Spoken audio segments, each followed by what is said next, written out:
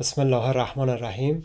در راستای ایجاد تحول در مدارس و تربیت دانش آموزان در هفته گذشته پویش پیشتازان تحول در ده‌ها مدرسه استان برگزار شد. این رویداد تحولی مبتنی بر این دیدگاه بود که مدارس میبایست محلی برای آموزش به اشتراک گذاری دانش و داده‌ها برای دانش آموزان باشه. با این وجود در آزمون‌ها و در کل سال تحصیلی موفقیت دانش آموزان هیچ وابستگی به میزان همکاری و تبادل نظر اونها با یکدیگر نداره. لذا در پویش پیشتازان تحول در هفته گذشته در ده‌ها مدرسه استان زنگ مباحثه به اجرا در اومد که در اون دانش آموزان در گروه‌های 2 یا 3 نفره به بحث و تبادل نظر پرداختند و ابراز نظر و نقد یکدیگر رو تمرین کردند که در واقع به نوعی آموزش تفکر گروهی و خرد جمعی به اونها بود که در سند تحول بنیادین مورد تاکیده.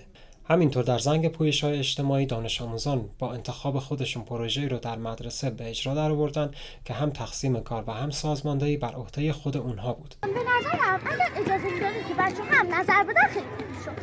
بله من حتما سعی می‌کنم که داخل نمایش‌های بعدی این کار رو انجام بدم. میتونه مثال بزنه. من جمله خبری مانند با بهاری که میرسد از راه سبز شد